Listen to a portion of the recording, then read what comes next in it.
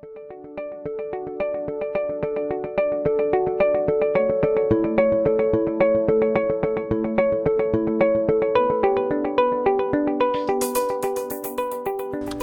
all.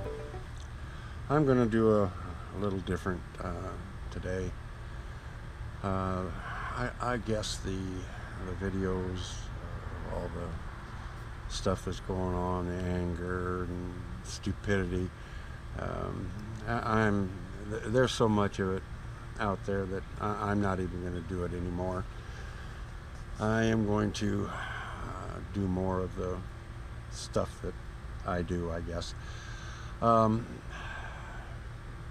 going to do a little bit on Linda's story, her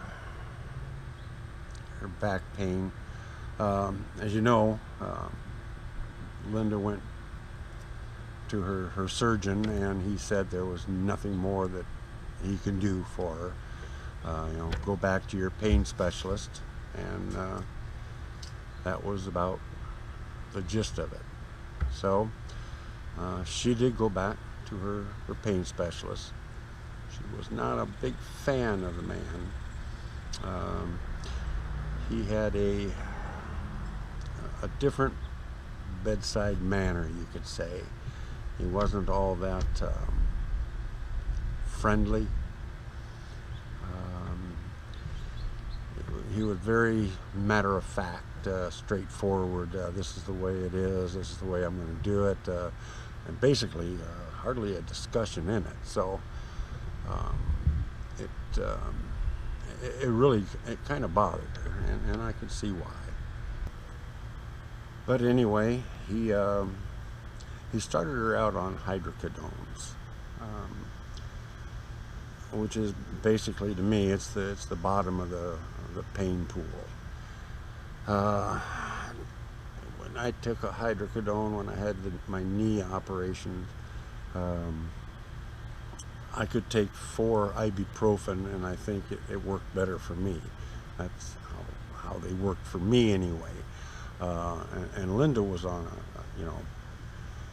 big regimen of pain pills before the surgery and all. So she was really scared. It worried her, because she figured that if she took those hydrocodones, that, golly, it's going to be so terrible she won't be able to stand her pain. And I kind of agreed with her that it was not a good pain situation.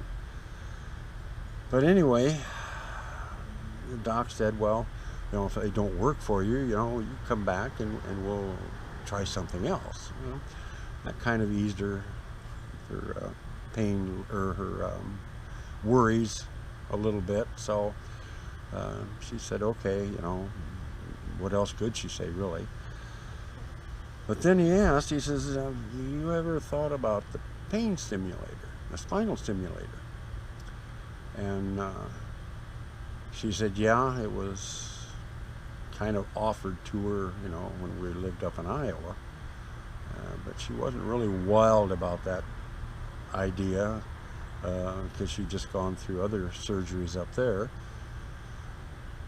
And she didn't want another surgery, but then when we come down here, she has another surgery anyway on her back. And now he's talking about the spinal stimulator, which is really, it's another surgery. It's kind of a major surgery. So, they take a little unit about like this, and about that thick, and they slide it under your skin, and then they take 2 wires and slide them up in your spinal cord, up along the side of it, alongside the nerves, and that all has to be, under the skin type of thing. So it's quite a surgery. And she, kind of hem-hawed about that. I don't know. But she said, well, let's do it this way. We'll go home and do some more research, and we'll make a decision, and we'll get back to you on it. Which he was, he was okay with. And basically, would suggest that anyway, that you know, talk it over and don't jump into it. So we did. We came home, did some more research. We had done a little bit before in Iowa, but this time we decided that we were really going to dig into it. So I got everything I could on the spinal stimulator off the internet, and I only went to the sites with the companies that made the stimulators, because I figured that was about the only place I was going to get a really true definition of what they were. I was afraid of all the false information and the garbage that you get off the internet anymore. I know some people think everything you put on the internet is true, but guarantee you it is not. And then we went to YouTube, and we looked at some of the videos on the doctors that would put the stimulator in her, and then of course some of the people that had that operation done and their progressions, you know, day to day.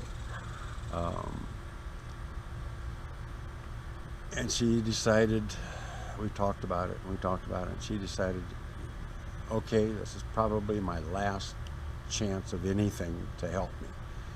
So she said, okay, I'll do it.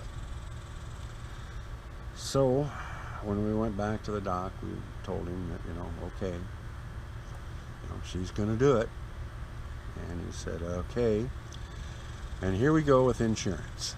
Now, the insurance said the only way that they will authorize it is if she goes through those series of shots again, and then goes and gets a psychiatric evaluation. Yeah, an evaluation from a psychiatrist to make sure that she is mentally capable of handling the operation. She's had many operations that were actually worse than the one she was getting. So, but anyway, that was what the insurance company said. Basically, I don't know. She'd already had shots like that in Iowa. She had shots down here like that. And why she had to have more shots, because those shots are like $2,000 a piece. And why the insurance company would want to pay for that, I have no idea. But okay, she said, well, all right, you know. So she had the series of 3 shots, which did no good. In fact, the one shot was, again, made her worse. And the thing is she's allergic to steroids. Steroids is one of the things that is supposed to be in these shots. Well, they couldn't use steroids, so they left that out. And I really think that may be one of the problems why those shots didn't help her, is because she didn't get all the juices, you know. But when she has a steroid, she gets steroids, oh man, she just swells up and goes crazy, you know. So of course they, you know, she even can't catch her breath. So it's one of them things where you just don't get it. So, like I said, she went through the 3 shots a series. They didn't work, and then had to make an appointment with a psychiatrist, and of course they have a special psychiatrist that they go to. Back in Little Rock we go. And we get into the office. Of course, I'm the one left out in the waiting room. Can't go in with her, of course. But it took quite a while. It took an hour and a half, almost 2 hours. She had to do a bunch of written tests, and then she had to do some talking to the psychiatrist, you know, name and word and all that, and then just talk to him. I guess he was a real nice young man. And of course, We found out she passed with flying colors, of course. So I went back to the doc, and Doc said, okay, you passed everything. You know, he looked at all the paperwork on the computer.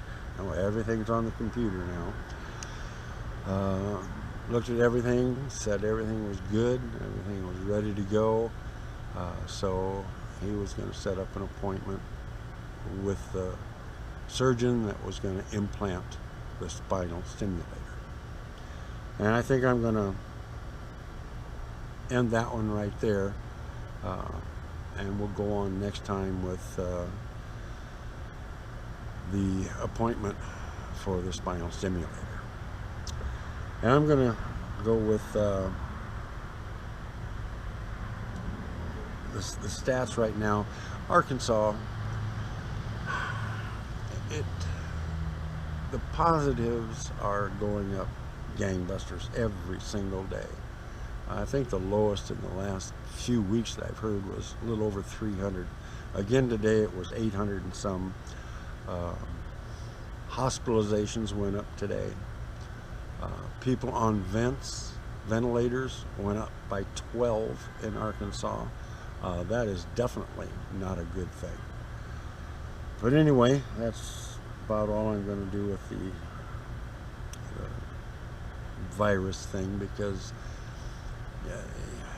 everything, you're just so inundated with that stuff that I don't think I'm going to, like I said, I don't think I'm going to do it anymore.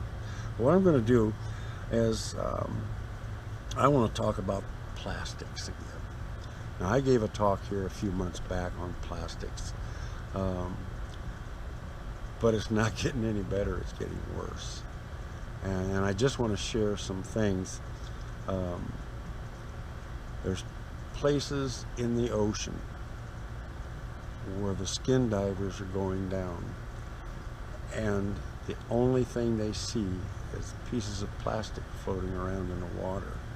They had some film on it, and it's unbelievable what's in the water. And the whales, there's a whale that died, and they got it, you know, it washed up to shore, and they opened it up, and it had, I can't remember, 130 plastic bags in its belly. It thought they were food, and of course it killed it. They showed a sea turtle that had a straw, plastic straw, jammed up its nose. Evidently, when it went down to eat the grass at the bottom of the sea, it run into one of the straws. And they say the plastic straws are one of the worst things that they've come out with. They should go back to paper. In all actuality, they should go back to paper, and a lot more paper cups. They break up and go away after a little while. And another thing is the recycle symbol, that triangle with the 3 arrows. It goes round and round, and it has the number inside, and I believe it's from either 1 to 9 or 0 to 9. And that's supposed to mean that's recyclable plastic. Guess what? It's not. All that was put on there by the oil companies. See, the oil companies are the ones that are making the money off this plastic stuff, because it takes oil to make plastic. So that is basically bringing them more money in than almost gas and oil is. There's all the plastics that are being made. I mean, unbelievable, huge plants. We've seen a film on a plant going up, and it was massive plant just to make plastic. And that's the plastic that the plastic people get.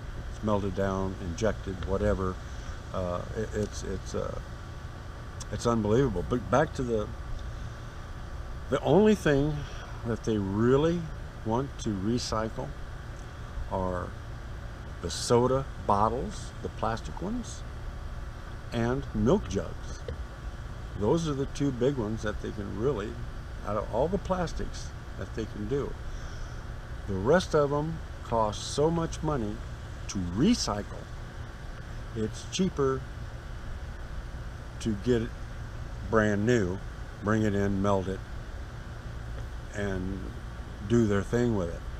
So all the plastic, the clamshells that lettuce comes in now, cookies come in,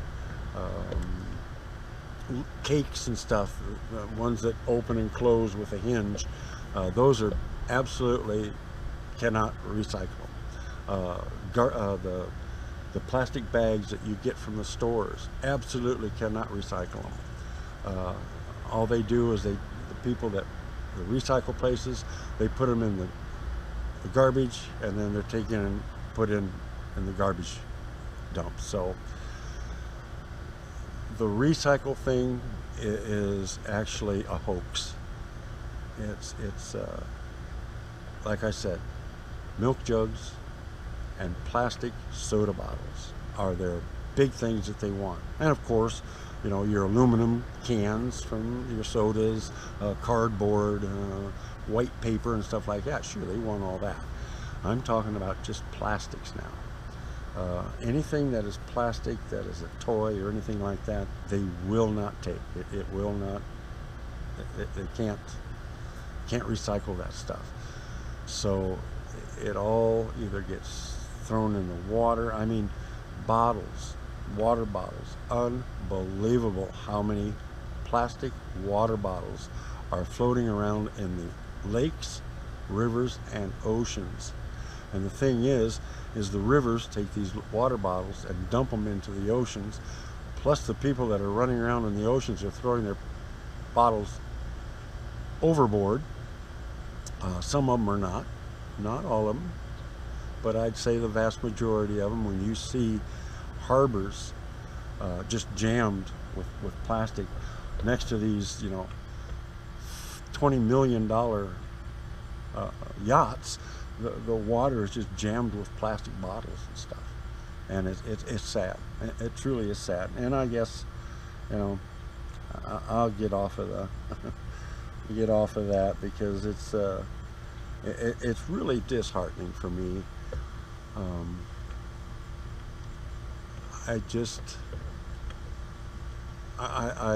know, as it says, nature is beautiful. It is my video, but it's getting uglier and uglier all the time with all the stuff that man is doing. I've always said, if you want to screw something up, give it to man. Give it to humans. They'll screw it up for you in a heartbeat. And it's proven time after time after time. Beautiful, beautiful lands, Indian burial grounds, places that the Indians prized. Let's just dam up this river and they cover it over. It's beyond my belief what man has done, and I'd say a vast majority of the men that have done this now and in the past don't care what it did. But I can go on and on and on about this, I think, as you all can tell. So what I'm gonna say is, please help us save what's left of this decaying earth of ours. I know glass is hard to break down. It takes thousands of years, but glass containers are better right now than any of the plastic. So please use glass, or if you can get it in paper, use paper. Even if it's waxed, like milk cartons and stuff, that'll actually break down, where plastic takes, you know, hundreds and hundreds and hundreds of years to degrade. So please checking what you're doing. Look at it and think of what you're throwing away, and then multiply it by the millions upon millions upon millions of people that we have here in the United States and the world. I know this is a throwaway generation. Make it, break it, throw it away. Can't be fixed. So think about it. Thank you for listening. Thank you for letting me go on and on here. And we'll talk to you later. Bye-bye.